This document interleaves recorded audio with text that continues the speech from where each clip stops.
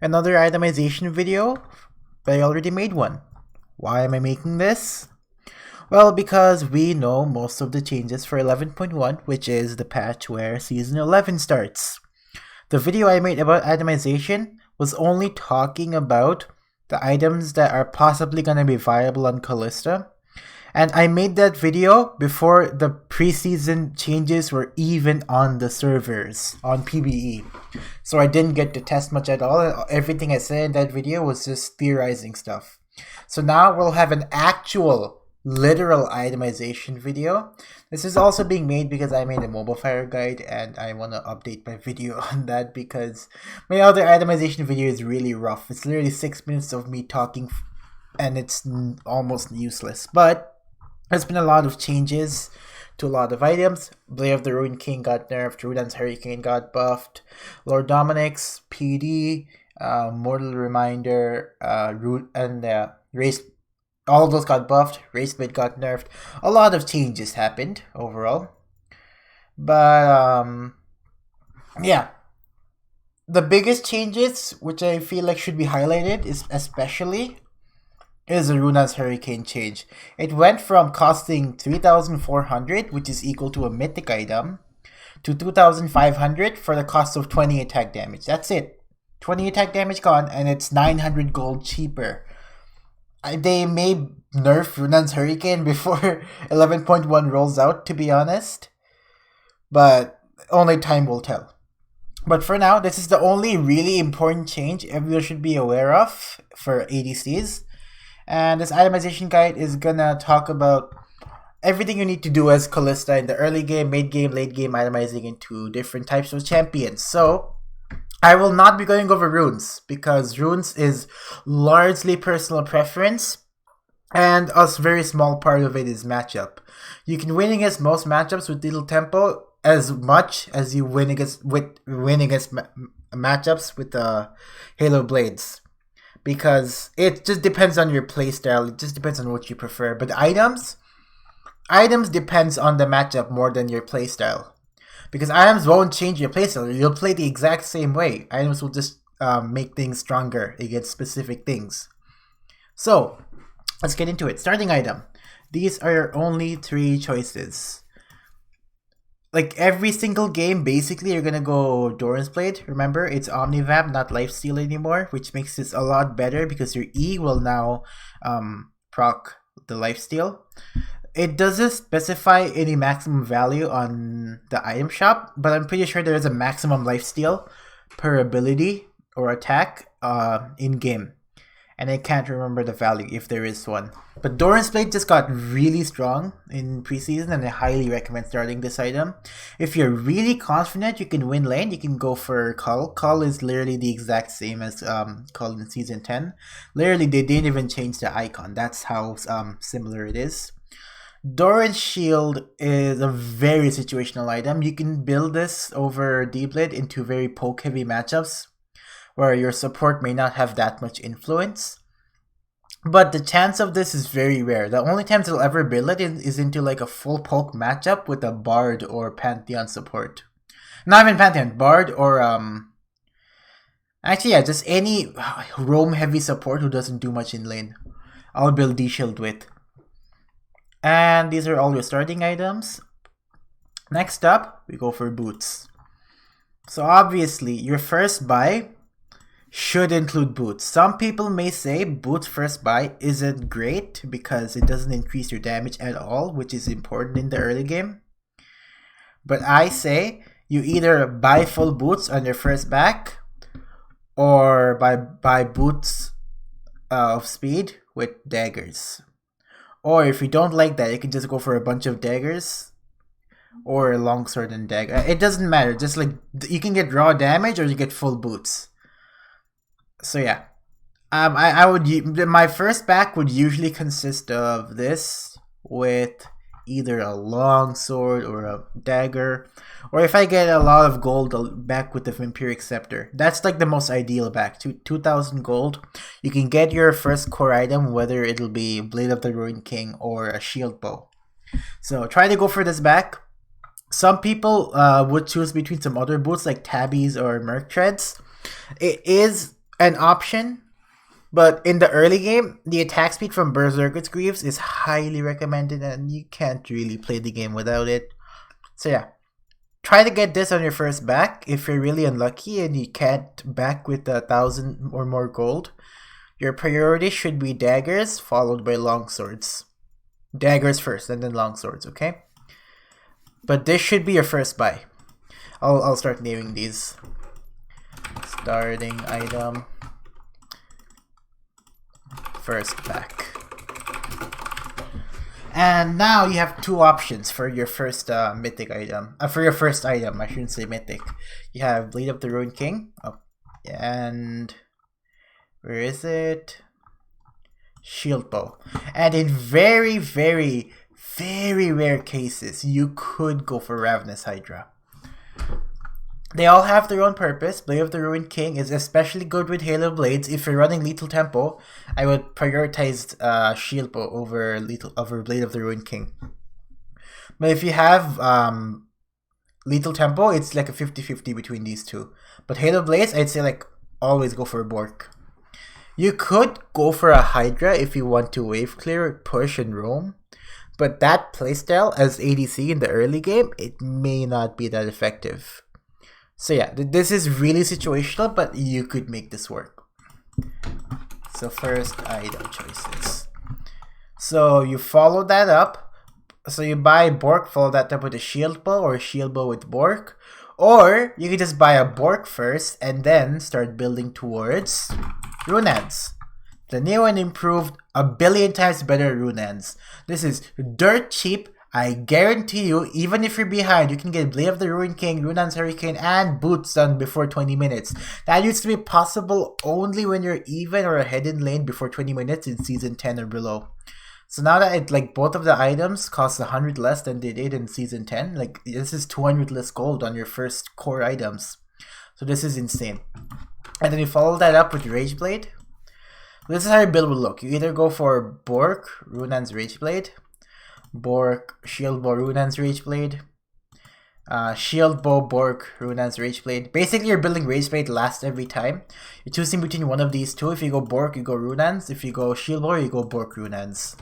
That's how I would say. If you build Hydra, I would prefer going Runan's, Bork, and then Rage Blade and Shield Bow. Or Hydra, Shield Bow, Bork, Runan's Rage Blade. And that would be your full build if you are building this. And that's the only issue with Hydra Start. You don't have that much adaptability to the enemy team. So first item choices, important items, and now we have finishing items. Items you build depending on whatever you're facing. So let's go down from the list. We have first Bloodthirster. When would you build Bloodthirster? Generally, if you don't have anything specific that you need to fight against, you go for a Bloodthirster. Titanic Hydra. You build this if you have no Ravenous Hydra and you want a little bit of tankiness with a bit of AD. The AD from this is pretty nice. It gives you an on-hit effect, which works really well with Rage Blade and Runan's Hurricane. So this may seem like a troll item to most people, but this really isn't that bad. It's actually pretty good if you want to be a little tankier, have a good bit of damage, all that stuff. Black Cleaver is also nice because the Butcher effect is an on-hit effect. Dealing 5% missing health damage is absolutely insane. It's just really good against tanks. I would build this if there's a lot of tanks, along with the Lord Dominic's Regard. You could go for a Death Stance if there's a really AD heavy team. Now remember, Death Stance got completely reworked for Season 11. It's very different from how it was in Season 10. But it's still a very good item for survivability, but only against physical damage. More of Malmortius. You can only build this if you don't have Shield Bow. And I should probably put this in. You could build Kraken Slayer. It's not bad, but it's just like it's raw damage and you're sacrificing early lifesteal for it. And it's better to just go for early lifesteal instead. Besides, Pickaxe is a really hard item to buy first. They made Noon Quiver a thing because BF Sword is really hard to first buy. That's why people hate really expensive no core items. So yeah. Wit's End is also a pretty good item. You could build this for AP heavy teams. It's a good MR, it's a good attack speed, it's good on hit. There's nothing else to it. Stacks gauge, if you want. It's a good survival item. It's also a lifeline passive, so you can't have this and Immortal Shield Bow. You can build this if you want to shield against physical damage, but if you're caring about physical damage, it's usually better to just go Death Stance. Collector is pretty good actually. If you want Collector, it's recommended you build it after one of these two lifesteal items and then build your core items. Because Collector's gold passive will come in really handy once you start scaling. Now this may seem weird, but this is almost better than QSS. If you don't want a lot of raw damage, this probably gives you more benefit than QSS because it gives you slow resistance. And if you have slow resistance, you will attack faster when you're slowed because than if you didn't have the resistance, because your attack speed slows down if you're slowed. If you have slow resistance, you'll attack faster than you would otherwise. Sanguine Blade is a good starting item if you're playing top. If you build it as ADC, it's not terrible, but like it's not worth the stats if you don't get the lethality and attack speed from being alone. You almost is. I mean, it's kind of an option. If you want, you can get it, but it's kind of the same situation as Hydra. It doesn't have that much use, but you could build it. QSS. Now, the only time you would build QSS is if you want more damage and you want a stronger on hit. But if you want survivability, it's better to go Silver Mirror Dawn. Besides, the core items are a little easier because you need a Cloak of Agility here, which is 600, and this is 400, which is a Ruby Crystal. So yeah, it's a little easier to build this than QSS. You could go for an Edge of Night, for when there's like, if you need the spell shield for whatever tanky annoying champions there are. Lord Dominic's Regard, also very good against tanks. It's usually better than Black Cleaver, but if they have like a Ramus, it's better to go Black Cleaver than Lord Doms because they're not usually building much HP. They're probably spamming armor. Man Immune, it's decent. I can't say it's good, but the thing is they removed the mana cost of the on-hit effect because it used to use up mana for the actual damage. Now, it's good, but the issue is it's a little harder to stack on Kalista because you don't really have very spammable spells. And the mana part of it goes unused because you aren't a very mana-hungry champion. Serpent's Fang, this is a really underrated item. It's 2,800 gold for 60 damage. This is the highest damage for gold item you can buy in the game, period. This item is insane how much damage you can give. It has shield breaking capabilities, which is quite nice. Umbral Glaive if your support doesn't know how to work. This is a really bad item to get in Kalista, but if you want, you could. GA is an obvious choice, obviously. You know GA. It's just a good item on ADCs. It's better to go for Mortal Reminder. I'll get to Mortal Reminder pretty soon. No. You could build these two if you're dealing with a lot of damage, especially Randuin's.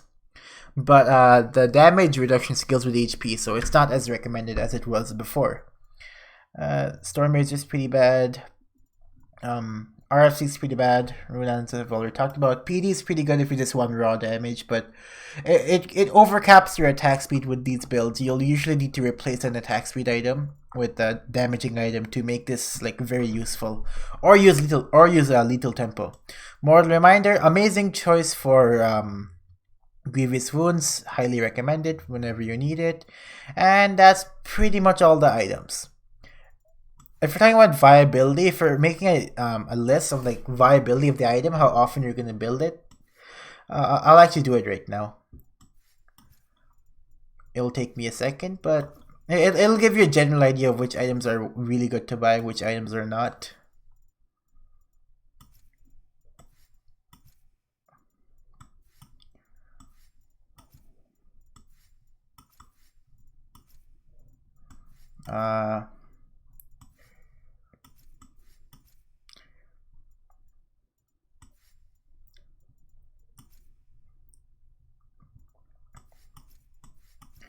I think this is a pretty good list. So this is the best item to buy, I would say, as like one of your last items. Let's see, final items. So these are probably like the best items to buy. It gets worse and worse down the list, left to right. So yeah, this is a pretty good example of what items you should buy and into which matchups. You could usually tell what's better depending on what you're facing. You face magic damage, well you go Maw. Physical damage, well you're going GA, and vice versa, and whatever else. So yeah, this is a pretty good start to itemizing as Kalista. If you're still having issues, like looking through the shop, what items are best on Kalista. So yeah, this is a good starting point. You could adapt these builds to however you need, but this is just a general starting point for building as Kalista. So yeah, I hope this video is helpful, and I'll see you guys next time. Yeah, see ya.